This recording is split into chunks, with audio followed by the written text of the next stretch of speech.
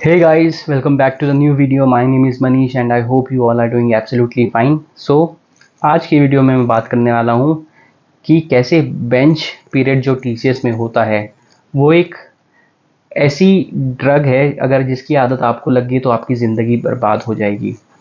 वो मैं ऐसा क्यों बोल रहा हूँ वो आपको वीडियो में पता लगेगा। तो आज की वीडियो होने वाली है कि बेंच पीरियड को आपको अवॉइड क्यों करना चाहिए, और अगर आप ज़्यादा दिन बेंच पीरियड में हो तो आपके जो करियर प्रोग्रेशन है उसमें क्या क्या कमियां आ सकती हैं जो जो कि आपके फ्यूचर ग्रोथ को बहुत ज़्यादा हैम्पर करेगी। तो आज की वीडियो इसी बारे में होने वाली है। तो वीडियो शुरू करने से पहले अगर आपने मेरे चैनल को सब्सक्राइब नहीं किया तो प्लीज़ मेरे चैनल को सब्सक्राइब करें, वीडियो को लाइक करें और वीडियो को शेयर करें। तो चलिए वीडियो को शुरू करते हैं। तो जिन लोगों को पता नहीं है कि बेंच पीरियड क्या होता है मैं उनको बता देता हूँ। तो देखो, आप टीसीएस में अगर किसी प्रोजेक्ट में डेप्यूटेड हो तो आप एक प्रोजेक्ट को रिपोर्ट कर रहे होते हो। तो आपकी जो बिलिंग है, जो टीसीएस में आपकी बिलिंग आ रही है वो उसी प्रोजेक्ट से आ रही होती है। बट अगर आप सोचो आपका प्रोजेक्ट ख़त्म हो गया और आपके न्यू प्रोजेक्ट मिलने में थोड़ा सा टाइम बाकी है, तो आप क्या हो, आप बेंच में होंगे, जिसमें या आपके पास प्रोजेक्ट ही नहीं है, आप शुरुआत से ही अनएलोकेटेड हैं, आपके पास कोई प्रोजेक्ट नहीं है, तो आप बेंच में होते हो। तो उसमें आप रिसोर्स मैनेजमेंट ग्रुप का जो आपका एचआर होता है आप उसको रिपोर्ट करते हो, और जो आपकी सैलरी होती है वो टीसीएस फंड से दी जाती है।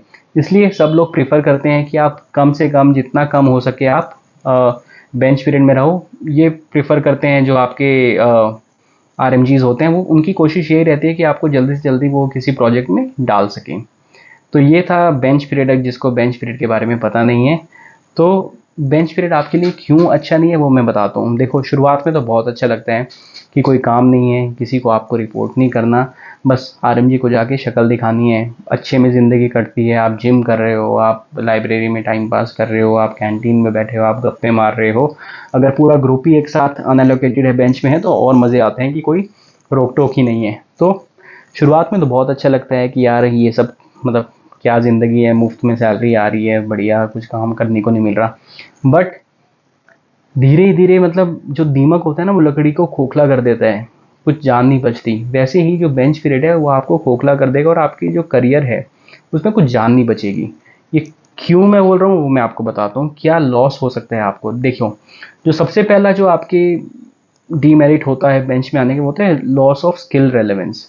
तो देखो, आप एक प्रोजेक्ट में काम कर रहे हो, आपके पास कुछ स्किल्स डेवलप्ड हो रही हैं, आप बेंच में आए, आप 3-4 महीने बेंच में हो, तो 3-4 महीने में जो आप ग्रोथ हो सकती थी आपकी नॉलेज की, जो आप खुद को अपस्किल कर सकते थे किसी एक प्रोजेक्ट में रह के, वो आप नहीं कर पा रहे हो। तो ये इम्पैक्ट करेगा आपकी एम्प्लॉयबिलिटी को, और टीसीएस में भी। और अगर आप बाहर जाना चाहो तो जो आपका 4 महीने का जो आपका एक्सपीरियंस है वो वॉइड एंड नल है, क्योंकि आपको कुछ बताने के लिए ही नहीं होगा उस कि आपने उस प्रोजेक्ट में क्या किया। तो जो आपका स्किल जो रेलेवेंट होती है वो लूज़ होता है, वो आपकी स्किल्स। सेकंड है करियर ग्रोथ। तो अगर आप बेंच में हो बहुत टाइम पीरियड के लिए, अगर आप किसी प्रोजेक्ट में सेलेक्ट नहीं हो रही हो, तो ये आपके जो करियर की प्रोग्रेशन है उसको हिंडर कर सकता है। कैसे? देखो, अगर आप किसी प्रोजेक्ट में हो तभी आप एलिजिबल होते हो ए बी बैंक के लिए, सी भी देते हैं। बट अगर आप किसी प्रोजेक्ट में नहीं हो तो आपको किस बेसिस पे रेट किया जाएगा? आगे आरएमजी आपको क्या रेट करेगा? वो बोलेगा भैया तुम तो किसी प्रोजेक्ट में ही नहीं थे, तो तुम्हें तो सी बैंड ही मिलता है। और सी बैंड में आपको पता है जो हाइक होती है वो नेक्स्ट टू मिनिमल होती है, मतलब कुछ भी नहीं होती है, मतलब हार्डली आपका 200 300 या 500 रुपये बढ़ता है महीने का। तो उसमें तो क्या ही होता है, इन्फ्लेशन को भी बीट नहीं कर पाओगे, गरीब के गरीब रह जाओगे। सेकंड है आपके प्रमोशंस, जो प्रोजेक्ट इनिशिएट करता है वो नहीं होगा। आप जो प्रोजेक्ट स्पॉन्सर्ड कुछ सर्टिफिकेशंस होते हैं वो भी नहीं मिलेगा, उससे भी आपकी जो ग्रोथ है वो हैम्पर होगी। तीसरा हो गया फाइनेंशियल इम्पैक्ट। ये सबसे ज़्यादा ज़रूरी है, क्योंकि लोग सोचते हैं कि यार सैलरी तो मेरे को आ ही रही है, बट उनको तब पता लगता है जब तीसरा महीना आता है, जब आपको क्वार्टरली वेरिएबल पे मिलता है और परफॉर्मेंस पे मिलता है। तो जो बेंच पीरियड है वो डायरेक्टली आपके परफॉर्मेंस पे और क्वार्टरली वेरिएबल पे को हिंडर करता है। तो उससे जो आपके जो जो प्रोजेक्ट टाइड कुछ वेरिएबल्स होते हैं, परफॉर्मेंस के वेरिएबल क्वार्टरली होते हैं, वो आपको नहीं मिलता, तो आपकी सैलरी सिग्निफिकेंटली कम भी हो सकती है। चौथा है जॉब सिक्योरिटी। देखो भाई, अगर अगर आप कंपनी में कंट्रीब्यूट ही नहीं कर पा रहे हो, अगर आप कंपनी को कुछ प्रॉफिट ही नहीं दे पा रहे हो, बल्कि उल्टा आप उसी के ही फंड से अपनी सैलरी उठा रहे हो, तो कौन आपको रखना चाहेगा। तो अगर आप बेंच पीरियड में बहुत ज़्यादा टाइम से हो तो कंपनी प्रेफर करेगी कि भाई जल्दी से जल्दी प्रोजेक्ट में आ जाओ, नहीं तो तुम्हारी नौकरी खतरे में है, तुम्हें पीआईपी में डाला जाएगा और पीआईपी में जाने के बाद तुम्हें कोई नहीं बचा सकता। ठीक है। तो जॉब सिक्योरिटी भी एक है कि मतलब मुश्किल हो सकती है आपको थोड़ा आगे। जो अगला मैं बताना चाहूँगा वो है प्रोफेशनल डेवलपमेंट। वही जो मैंने बताया, प्रोफेशनल अगर आप किसी प्रोजेक्ट में हो तो आपको आपकी स्किल डेवलप होती है, आपका कम्युनिकेशन भी डेवलप होता है और आपके पास नेटवर्किंग भी होती है डिफरेंट लोगों जो है प्रोजेक्ट में जो काम कर रहे हैं।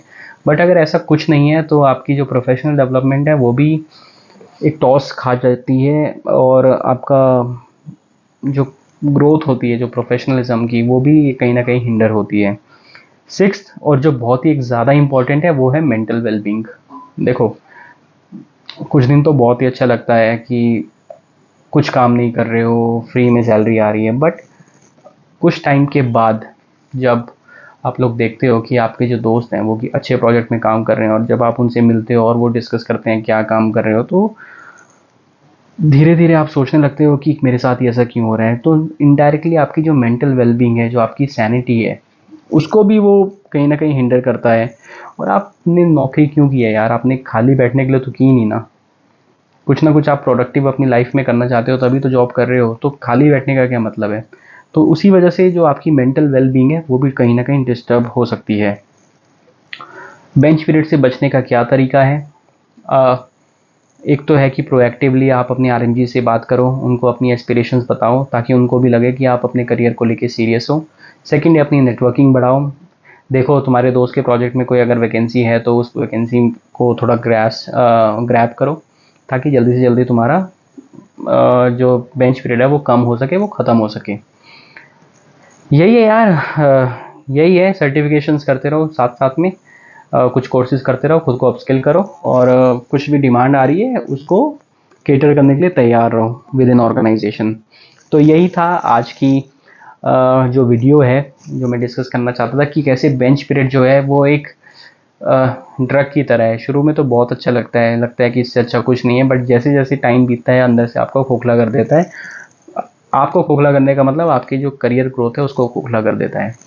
तो यही थी आज की वीडियो। आई होप आप लोग को वीडियो पसंद आई हो। और अगर मैं आपको बता दूं तो अभी 11:15 का टाइम हो गया है रात के, और मेरी आंखों से ही आपको लग रहा होगा यार एकदम थक गया हूँ, पसीना भी आ रहा है क्योंकि फ़ैन बंद है और एसी सिर्फ 26 में है, तक क्योंकि माइक कुछ ज़्यादा ही कैप्चर कर लेता है पंखे और एसी की आवाज़।